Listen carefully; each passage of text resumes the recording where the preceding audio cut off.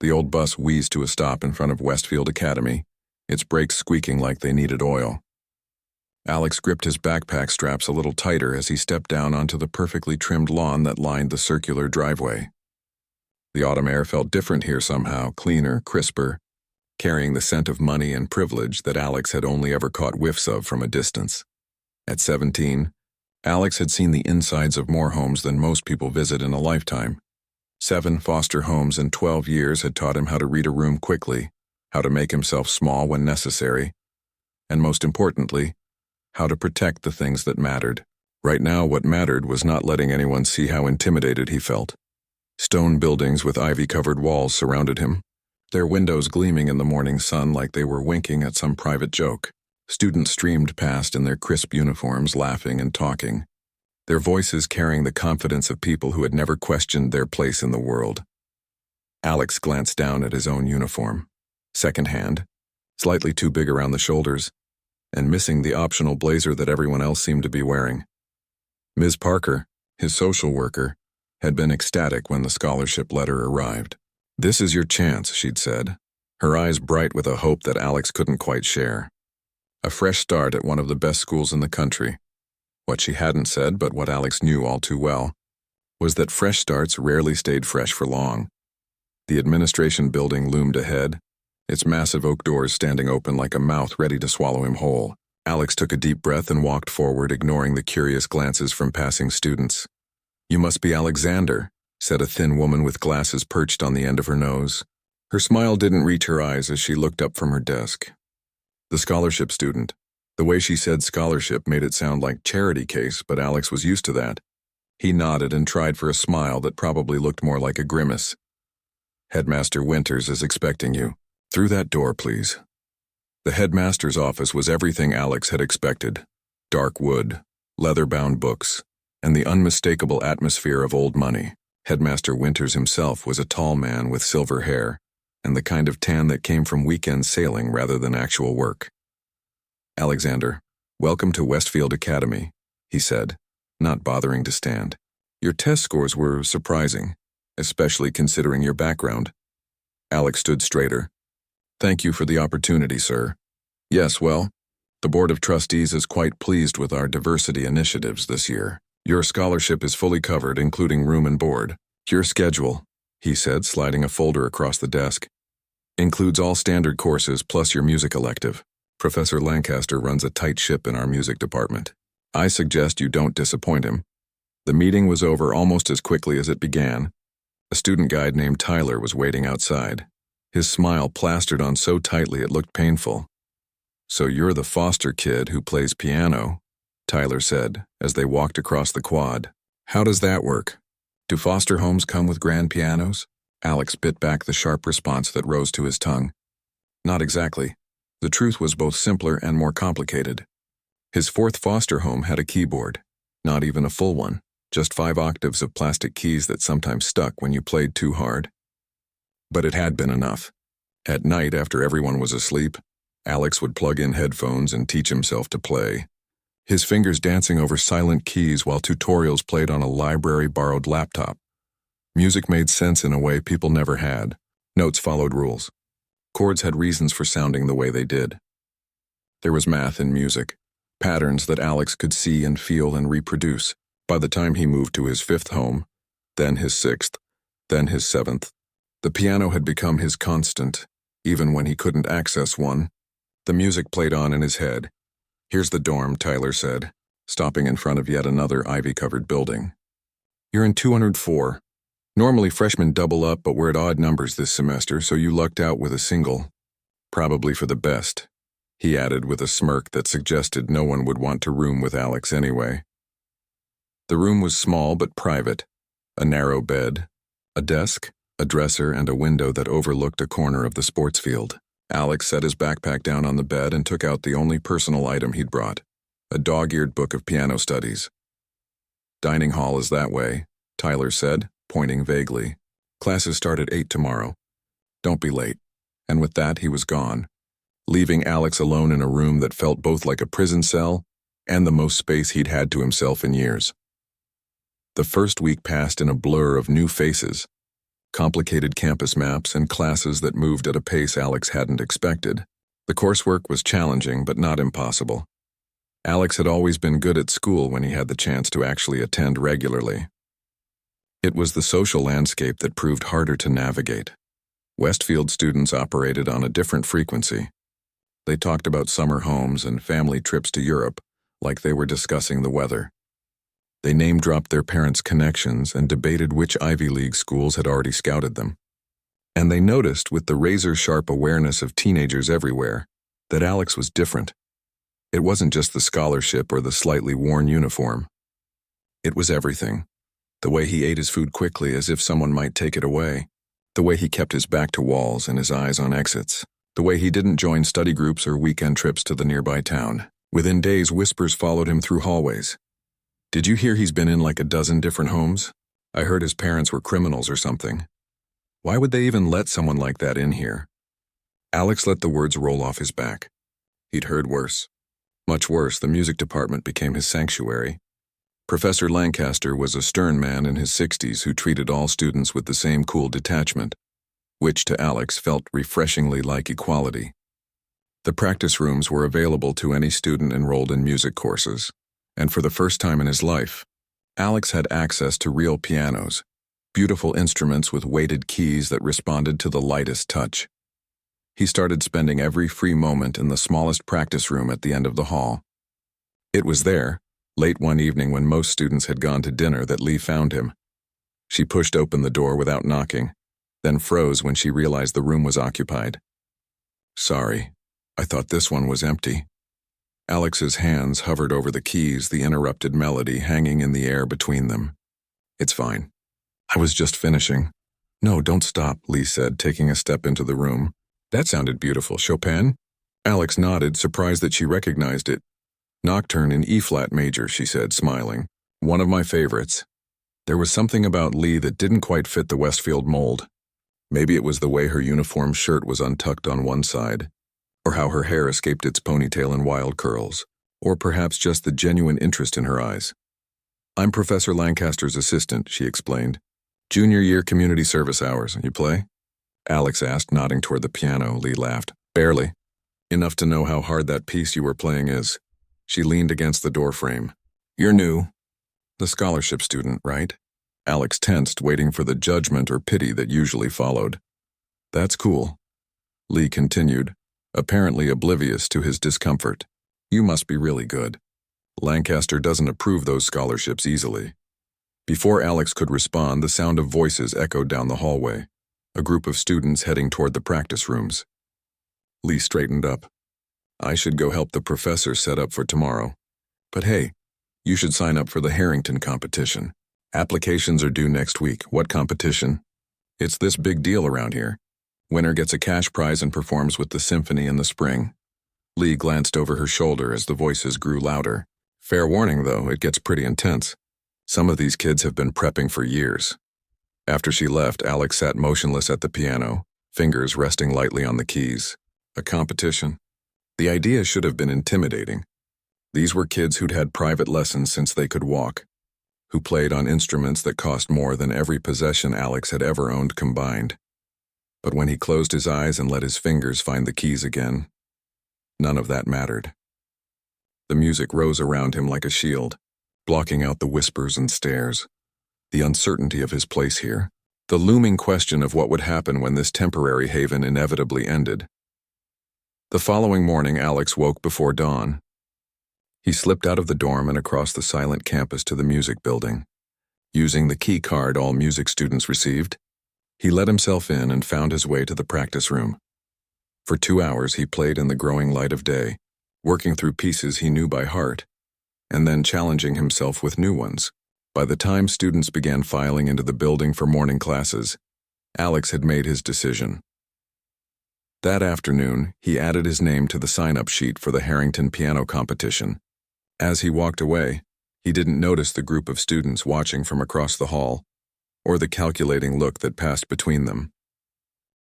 He didn't hear one of them say, "Well, isn't that interesting?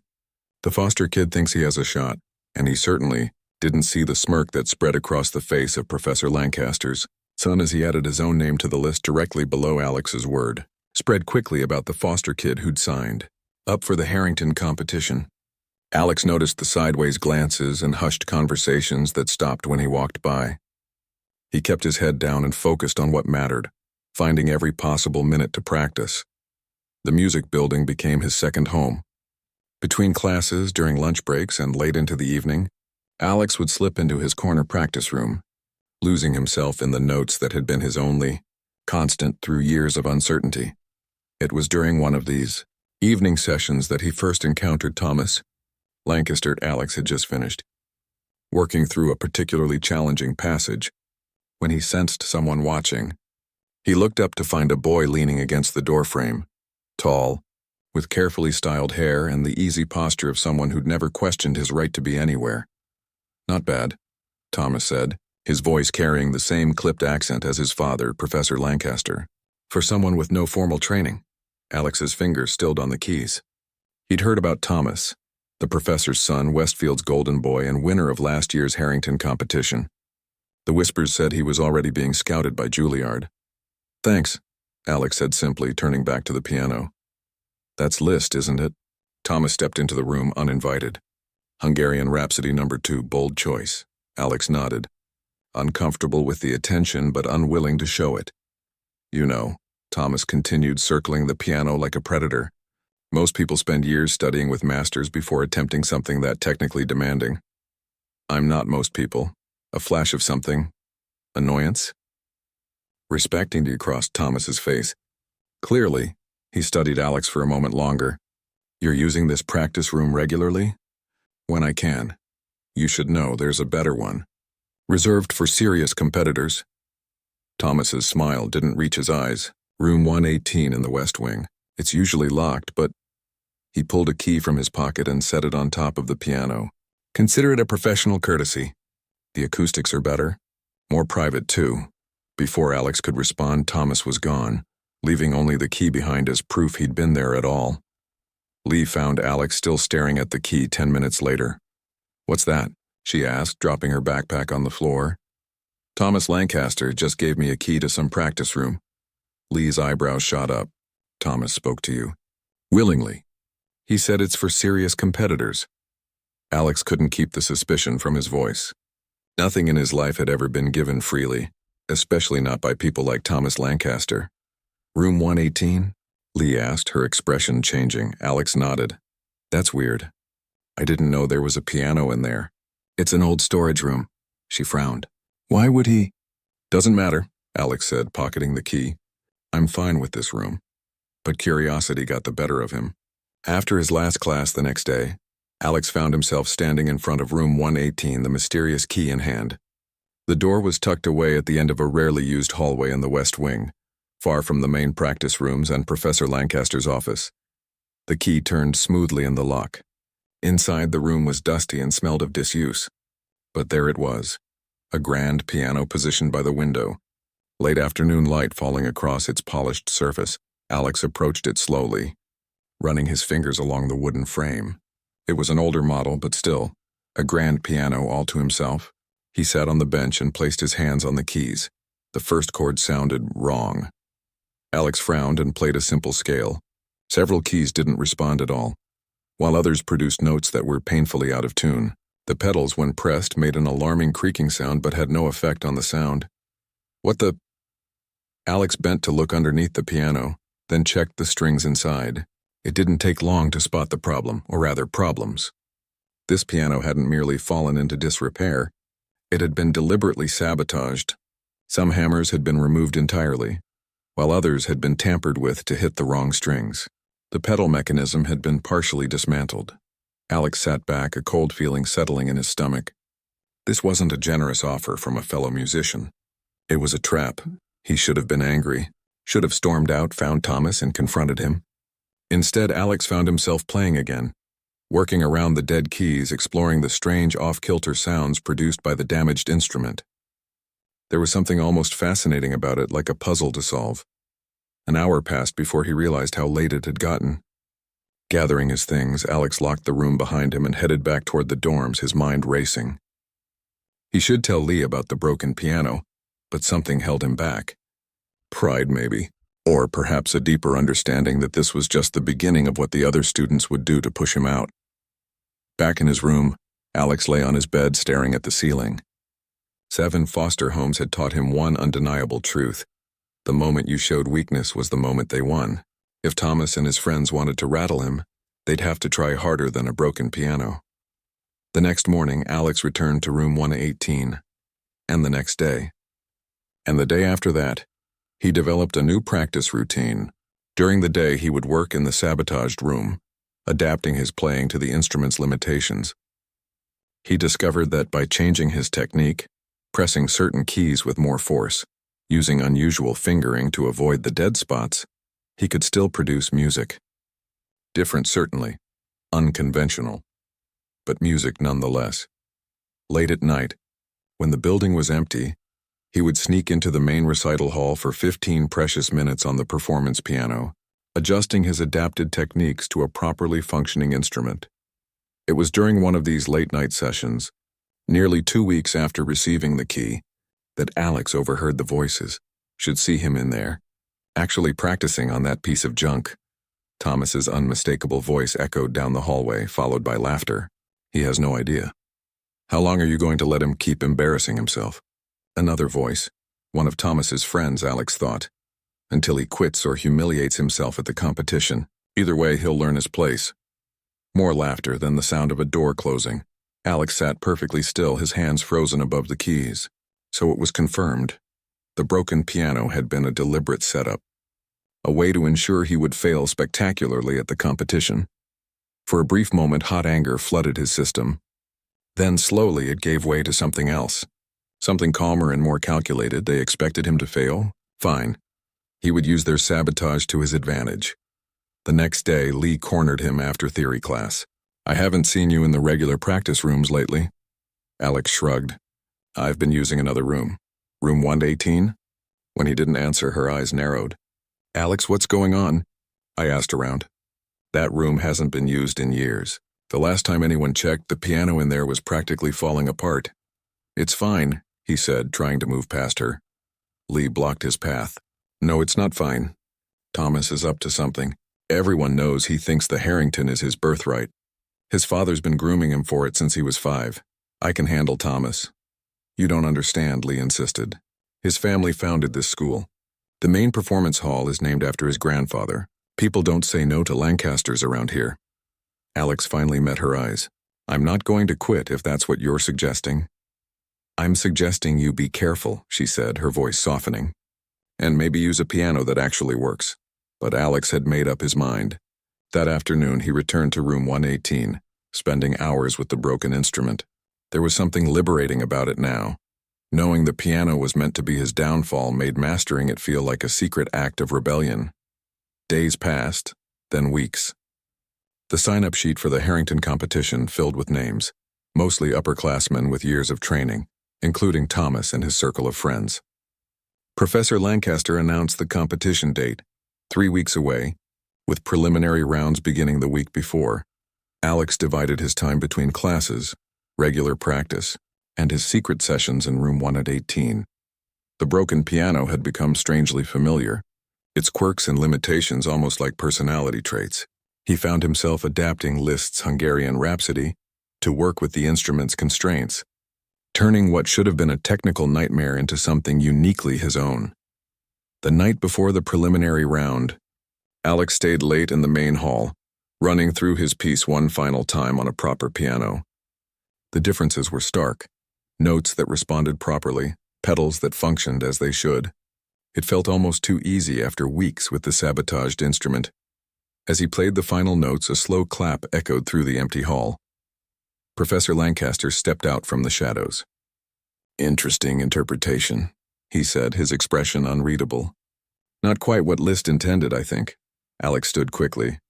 I'm sorry, Professor. I know students aren't supposed to be here after hours. The professor ignored the apology. You've developed some unusual techniques, particularly in the middle section. I've been working on making it my own, Alex said carefully. Lancaster studied him for a long moment.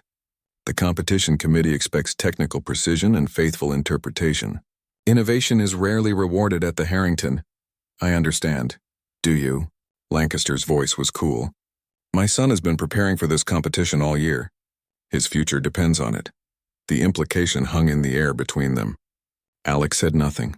Talent is nothing without proper guidance. Mr. Alexander, remember that. With a final measuring look, Lancaster turned and walked away, his footsteps echoing in the empty hall.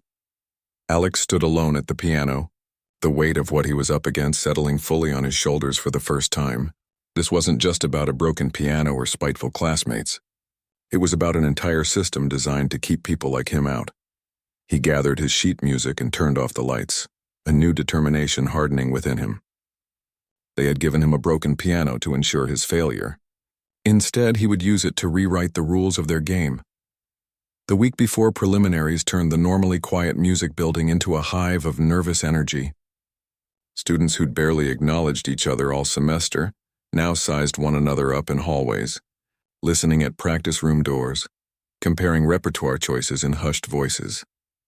Alex kept to his routine, splitting his time between classes and his sessions in room 118.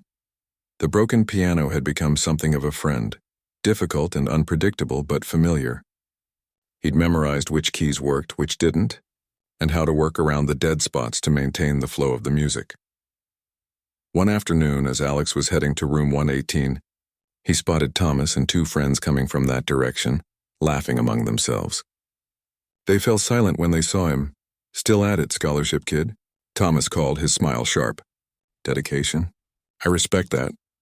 Alex said nothing, just kept walking. "I heard you in there yesterday," Thomas continued, falling into step beside him. "Sounds interesting, very avant-garde. Not really what the judges look for, but points for originality, I guess." One of Thomas's friends snickered. "Maybe they'll create a special category. Most creative use of a broken-down piano." Alex stopped walking. "You know, Thomas, for someone who's supposedly so talented, you sure spend a lot of time worrying about me." The smile slipped from Thomas's face. "I'm not worried, no. Then why go to all this trouble?" Alex gestured toward room 118. "The sabotaged piano? The constant monitoring of my practice? Seems like a lot of effort for someone you're not worried about." For a moment, Thomas looked genuinely startled. Whether by the accusation or the fact that Alex had figured it out, it wasn't clear. Then his expression hardened. "You think anyone cares enough to sabotage you? That's hilarious." He stepped closer, lowering his voice. "Let me explain something. The Harrington isn't just some school talent show. It's a stepping stone to conservatories, to careers. My father has connections at every major orchestra in the country. The winner gets noticed by people who matter. And you think I don't deserve that chance, I think," Thomas said slowly, "that you should be grateful you got through these doors at all. Don't push your luck by trying to take what isn't meant for you." Alex held his gaze. "I guess we'll find out what's meant for me at preliminaries, won't we?" Thomas's friends exchanged glances. But before anyone could say more, Professor Lancaster rounded the corner, a stack of sheet music under his arm.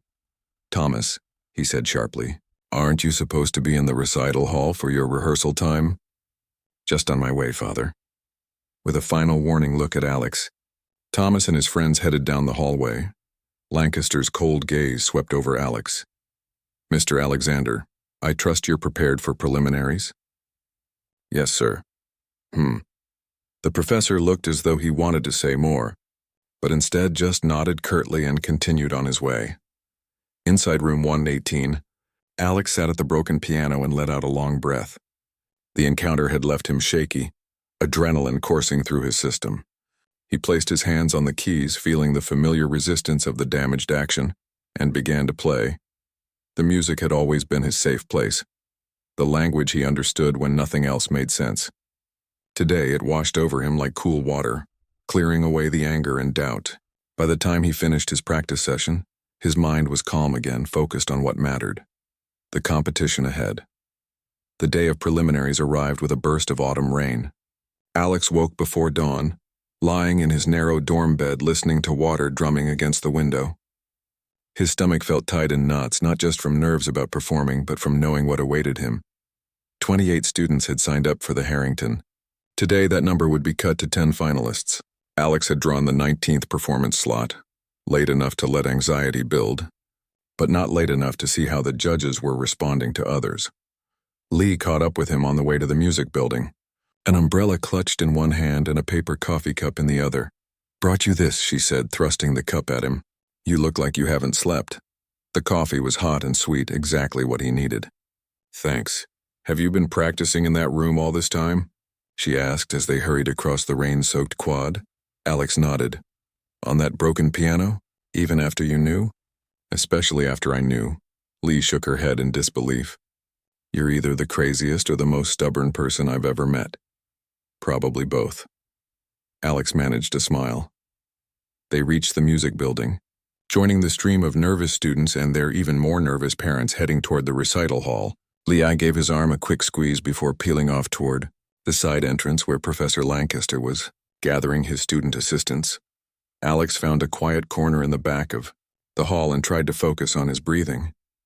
Around him, competitors paced and fidgeted, some mouthing silent notes, others staring into space with glazed eyes. Thomas held court near the front, surrounded by friends who laughed too loudly at his jokes, the picture of confident ease. The preliminaries began promptly at 9. One by one, students were called to perform a 5-minute selection of their competition piece.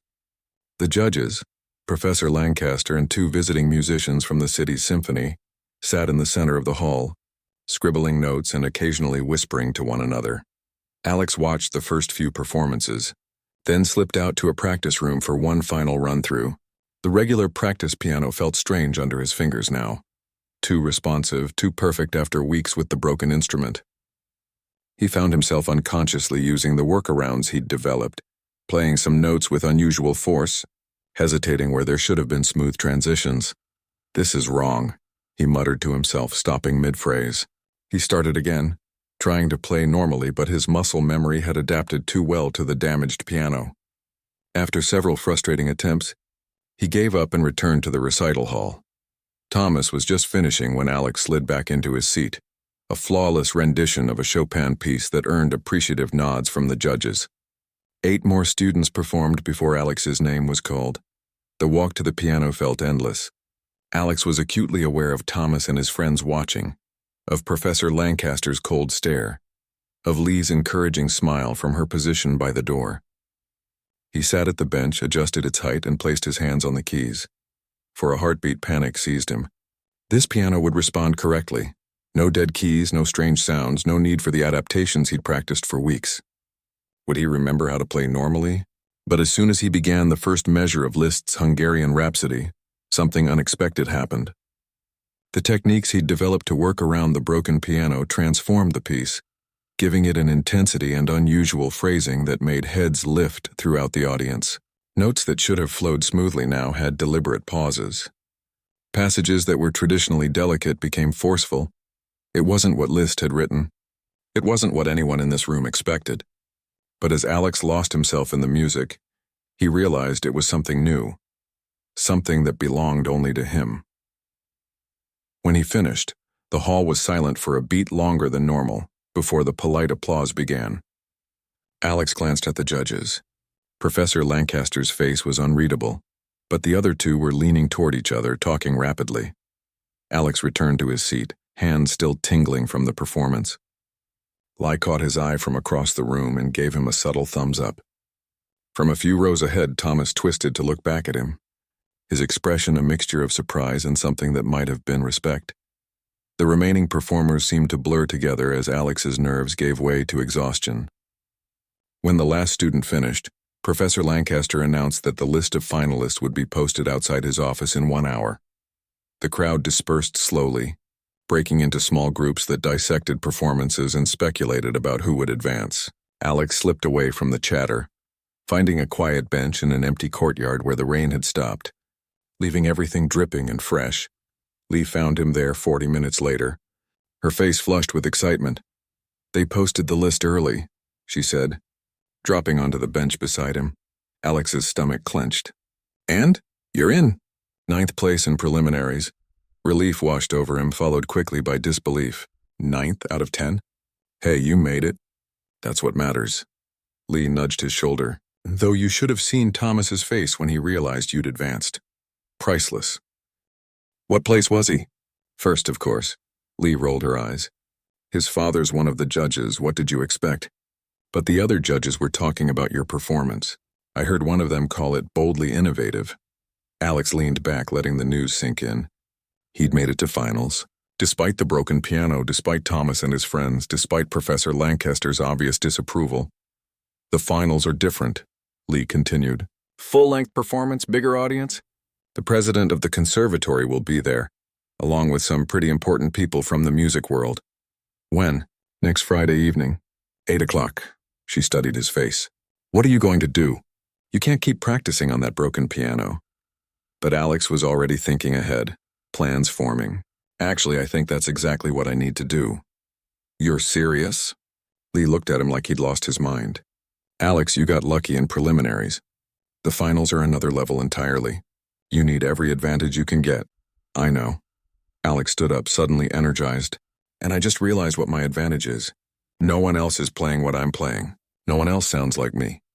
Lee opened her mouth to argue, then closed it, a slow smile spreading across her face. You know what? You might be right.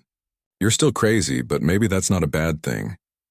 As they walked back toward the music building, Alex felt a strange sense of calm. The path ahead was clear now. For the next week, he would continue working with the broken piano, refining the techniques he'd developed, leaning into the unconventional sound rather than fighting it. Let Thomas have his technical perfection.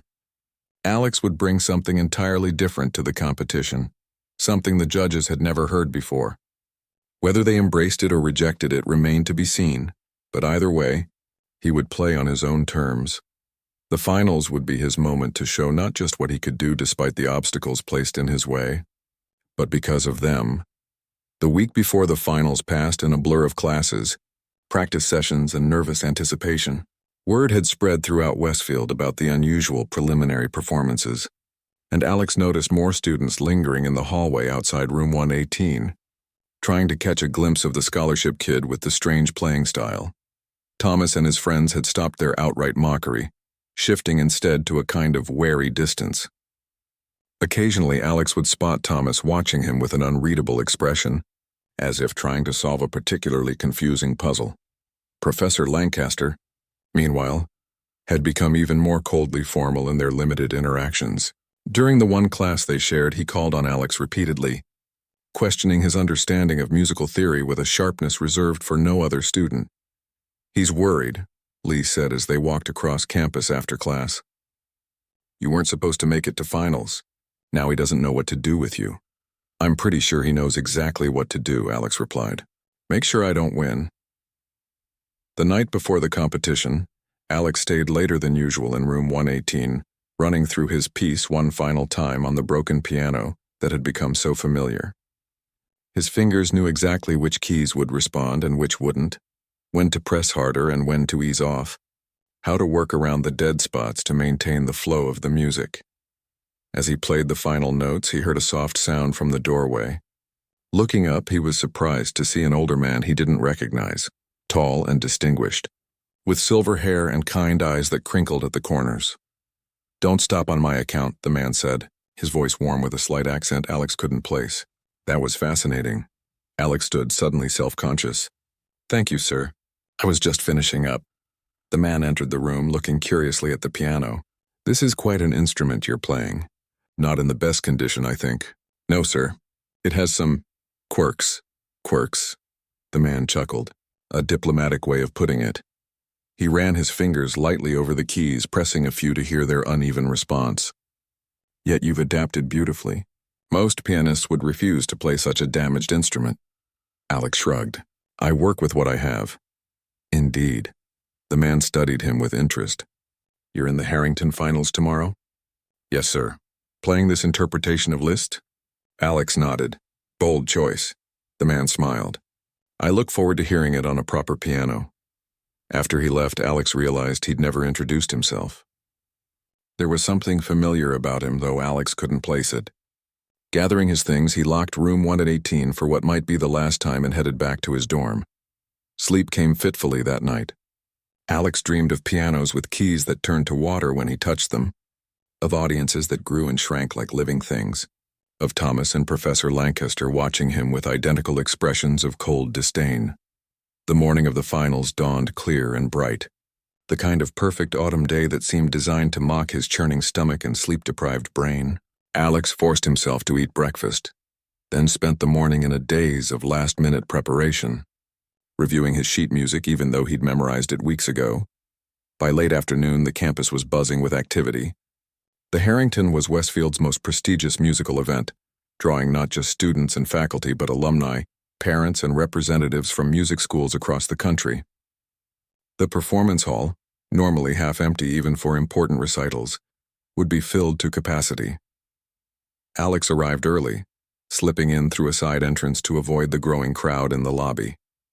Backstage, the other finalists were already gathering, a mix of nervous energy and forced confidence filling the small green room. Thomas held court in one corner, surrounded by friends who weren't competing but had come backstage to wish him luck. He nodded briefly when Alex entered but didn't approach him. The other finalists, mostly upperclassmen Alex knew only by reputation, were too focused on their own preparations to pay him much attention. Professor Lancaster appeared at precisely 7 o'clock, clipboard in hand. "The order of performance has been set," he announced. "You'll each have 20 minutes on stage. When your name is called, you'll have 30 seconds to be seated and begin." He read through the list and Alex's heart sank as he heard his name last. He would perform after everyone else, including Thomas. As the professor finished his instructions and left, Lee slipped into the green room with a small package wrapped in tissue paper. "Brought you something," she whispered, pressing it into Alex's hands. "For luck." Inside was a simple black tie, clearly new. Alex looked at her in surprise. "I noticed you didn't have one for your uniform," she said with a shrug. "Everyone else will be wearing them tonight." It was such a small thing, but the gesture caught Alex off guard. He'd been so focused on the music, on surviving at Westfield, that he'd almost forgotten what it felt like to have someone care about the details of his life. "Thank you," he said. His voice rougher than he intended. Lee smiled. "Knock 'em dead, piano man." The competition began promptly at 8. From his position backstage, Alex could hear each performance, all technically impressive, some genuinely moving. The fourth performer, a senior girl whose name Alex couldn't remember, received particularly enthusiastic applause. Then came Thomas. Even backstage, Alex could feel the shift in energy as the headmaster's son took his place at the piano. His performance was flawless. Every note precisely where it should be, every dynamic shift executed with perfect control. The audience's response was immediate and overwhelming, the applause lasting nearly a minute. As the evening progressed and his turn drew closer, Alex's nerves gave way to a strange calm. He thought of all the hours in room 118, of the broken piano that had forced him to reimagine what was possible, of the key Thomas had given him as a cruel joke that had become an unexpected gift. Finally, his name was called. Alex walked onto the stage, the bright lights momentarily blinding him. The hall was packed, every seat filled. In the front row sat Professor Lancaster beside the silver-haired man Alex had met the night before. Now dressed in a formal suit with a small pin on his lapel that caught the light, Alex took his seat at the piano, a magnificent grand, its black surface gleaming under the stage lights. He adjusted the bench, took a deep breath, and placed his hands on the keys. The first notes were tentative as he adjusted to the responsiveness of a properly maintained instrument. This piano didn't fight back the way his practice one did. It yielded to the lightest touch, ready to produce exactly the sound it was designed for. For a moment, panic flickered through him.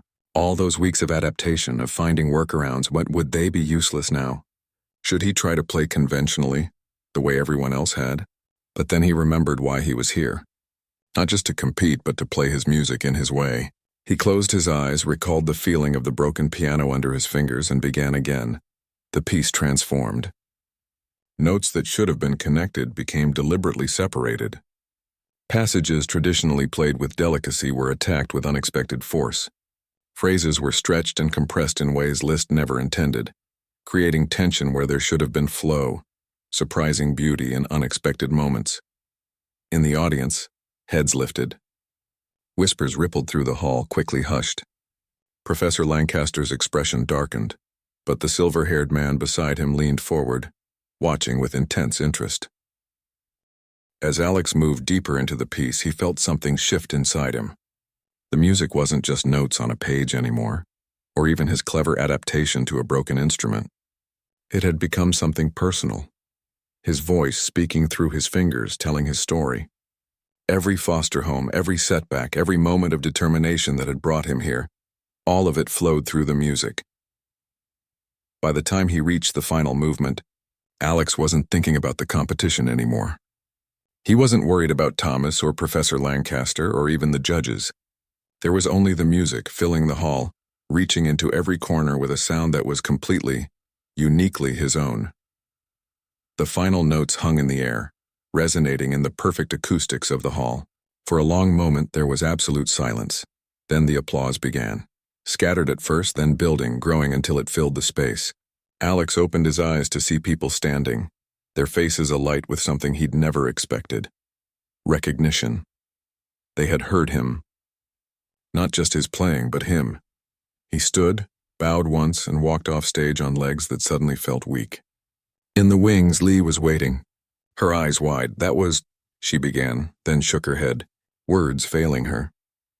Before Alex could respond, Thomas appeared beside her, his expression a complex mixture of emotions. "That wasn't Liszt," he said. But there was no mockery in his voice now. That was something else entirely. "I know," Alex replied simply. Thomas looked as though he wanted to say more. But just then Professor Lancaster's voice came over the speakers, asking all finalists to return to the stage for the judge's decision. Standing under the bright lights, Alex felt oddly detached from the outcome. Whatever happened next, win or lose, he had played his truth. That was enough. The silver-haired man stepped forward to speak, and Alex suddenly realized why he had seemed familiar. This was Richard Harrington himself, grandson of the competition's founder, renowned pianist, and current director of the National Conservatory. "The judges have reached their decision," Harrington announced, his voice filling the hall without need for amplification. "But before I announce the winner, I want to say something about what we've heard tonight." He paused, looking out at the audience. Music is not just about technical perfection. It's about voice, that unique quality that makes a performance not just impressive but memorable. Tonight, we heard many technically accomplished pianists, but we heard only one true voice. His eyes found Alex, and he smiled. The winner of this year's Harrington competition is Alex Reynolds. For a moment, Alex couldn't move. The words hung in the air. The winner of this year's Harrington competition is Alex Reynolds. But they didn't seem to connect with reality. Around him, the other finalists shifted in surprise. Someone began to clap, then others joined in, the sound swelling to fill the hall. The audience rose to their feet, a standing ovation that seemed to lift Alex out of his shock. Richard Harrington was smiling broadly, gesturing for Alex to step forward. As Alex moved to the center of the stage, he caught sight of Professor Lancaster's face, a mask of barely controlled anger and disbelief. "Congratulations, young man," Harrington said, shaking Alex's hand firmly before presenting him with a crystal trophy and an envelope. The judges were unanimous in their decision. Alex glanced at Professor Lancaster, who was pointedly looking away. "Well, nearly unanimous," Harrington amended with a small smile. "But the audience certainly seems to agree." The applause continued as Alex accepted the trophy, its weight solid and real in his hands. This was actually happening. He had won. As the ceremony concluded and the audience began to disperse, a flurry of activity surrounded Alex. Parents of other students came to congratulate him. Teachers who had barely acknowledged his existence all semester suddenly wanted to shake his hand, and several well-dressed strangers handed him business cards with conservatory logos. Through it all, Alex kept looking for Lee, finding her at last near the edge of the stage. Beaming with pride, "You did it," she said, throwing her arms around him in a quick hug. "I knew you would." "I still can't believe it," Alex admitted, the trophy still clutched in his hand like he was afraid someone might take it away. "Believe it. You just rewrote the rules for what a Harrington performance should be." Lee's grin was infectious. "And you should see Professor Lancaster trying to explain to everyone why he voted against you." Before Alex could respond, he felt a hand on his shoulder. He turned to find Thomas standing there, his expression difficult to read. "Congratulations," Thomas said stiffly. "Thank you." Alex waited, unsure what else to say. Thomas glanced around to make sure they weren't being overheard. "You know that piano was supposed to ruin you, right? Not whatever just happened. I figured that out pretty quickly. Then why did you keep using it?" Alex considered the question. "Because I didn't have a choice at first. Then because I realized it was teaching me something valuable. To play wrong notes." Thomas raised an eyebrow. "To adapt. To find new ways to make music when the old ways don't work." Alex met his gaze directly. "Something you might want to try sometime." For a moment, Thomas looked like he might argue. Then surprisingly, he laughed. A short, genuine sound with no trace of mockery. "Maybe so." He extended his hand. "Good game, Reynolds." As Thomas walked away, Richard Harrington approached, accompanied by a small group of distinguished-looking visitors. "Alex, I'd like to introduce you to some colleagues of mine," he said, guiding Alex toward them. "The director of the National Conservatory is particularly interested in your unique approach." The next hour passed in a whirlwind of introductions and conversations. Alex found himself explaining his process to fascinated professionals who asked thoughtful questions about his techniques. Several offered him their cards, mentioning scholarships and special programs. Throughout it all, Professor Lancaster kept his distance, speaking in hushed tones with a few disappointed parents whose children hadn't placed. Occasionally, he would glance in Alex's direction, his expression darkening each time he saw the growing crowd of admirers around the scholarship student. It was nearly midnight by the time the hall emptied. Alex sat alone on the edge of the stage, trophy beside him, trying to process everything that had happened. Footsteps echoed in the empty hall. Professor Lancaster approached, his posture rigid, hands clasped behind his back. "Mr. Reynolds." His voice was cool, formal. "It seems congratulations are in order." "Thank you, Professor." Alex stood, unwilling to remain seated while Lancaster towered over him. "I want to be clear about something." Lancaster's eyes were hard. "What you played tonight was not Liszt. It was a distortion. Technically impressive, perhaps, but fundamentally misguided." Alex said nothing. The judges may have been swayed by novelty, but such innovations rarely have lasting value. Lancaster's tone suggested he was delivering a necessary truth rather than expressing personal disappointment. "I would caution you against believing tonight's outcome validates your approach." "With respect, sir, I wasn't trying to validate an approach. I was just playing the way I've learned to play, on a damaged piano." There was no question in Lancaster's voice. He knew. "Yes. A piano that my son gave you access to." Again, not a question. Alex met his gaze. "A piano that taught me something valuable." Lancaster's expression remained impassive, but something flickered in his eyes. "And what was that exactly?" "That limitations can become strengths if you're willing to work with them instead of fighting against them." Alex picked up his trophy. "That there's more than one way to play the same piece of music." For a long moment, Lancaster said nothing, studying Alex with an unreadable expression. Then he gave a short, stiff nod. "Good night, Mr. Reynolds. I expect to see you in class on Monday." As the professor walked away, his footsteps echoing in the empty hall, Alex felt a weight lift from his shoulders. He hadn't realized until that moment how much Lancaster's approval or disapproval had mattered to him. The weekend passed in a daze. Alex spent Saturday fielding congratulatory messages from students who had never spoken to him before, and calls from Ms. Parker, his social worker, who had heard about his win and couldn't stop telling him how proud she was.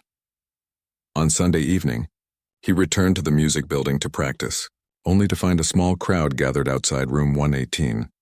Lee spotted him and hurried over, grabbing his arm. "You have to see this," she said. Pulling him toward the room, the door to room 118 stood open. Inside, where the broken piano had been, sat a brand-new baby grand. Gleaming black, its lid propped open to reveal immaculate strings and hammers. "It arrived this morning," Lee explained. "Direct from Steinway. Apparently, Mr. Harrington made a call." Alex approached the instrument slowly, running his fingers lightly over its perfect keys. A small brass plaque was affixed to the side. "Alex Reynolds' Practice Room. Limitations become innovations in the hands of true artists." "There's more," Lee said, barely containing her excitement. "Look at this." She handed him an envelope with the National Conservatory's seal. Inside was a letter offering him a full scholarship upon graduation, signed by Richard Harrington himself. A handwritten note at the bottom read, "Your unique voice deserves to be developed. We would be honored to provide the space for it to grow." On Monday morning, Alex entered his theory class to find the atmosphere subtly changed. Students who had previously ignored him now nodded,